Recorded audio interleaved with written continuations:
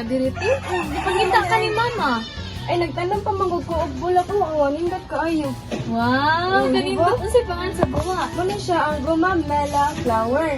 Then, kay balo ba ka, day, nga ang kining gumamela flower, before ni siya mutubo, dahil siya process, which is mauni ang root, stem, and leaves. Muna siya, awatan awa, ulit, nindako na siya. Wow, Nice kanino kaayo. good. Yes. Hindot po ang bulak. Yes, sabagay kung tanong niya ha. Ah, sige, sige.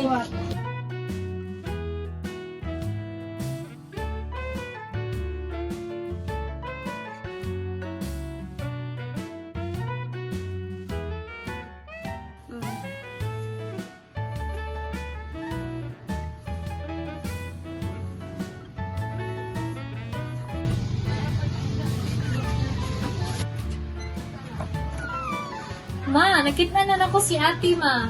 Ay man. Tuan ang tanong sa luyo. Ma, nakita na ako si ate. Ay man. Tuan sa luyo nagtanong. Mahal na siyang bisbis. Wala pa. Paatod to na bisbis sa iya tanong.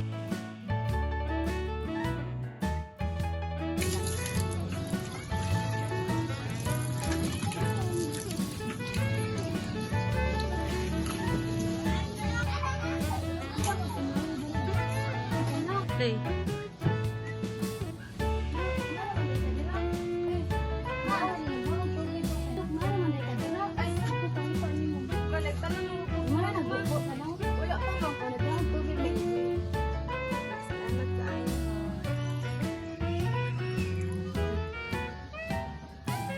Okay, today I'm gonna discuss about the plants, which is the roots.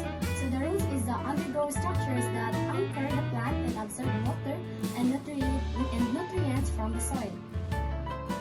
Okay, so the second one is the stem.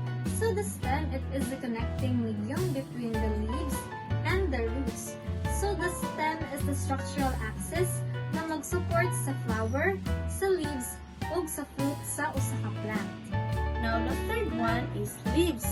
Leaves is a flattened structure of higher plants, typically grain and blade, like that is attached to a stem directly or via a stalk.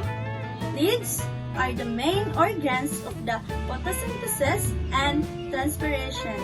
Alright class, so now that you have already know the parts of plants, which is the roots, stem, and leaf, now, what have you understand today?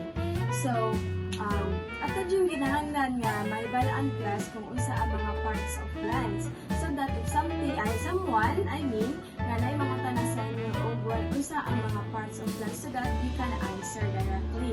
So always remember class that without those parts, ang plants dili na siya matubo. Okay?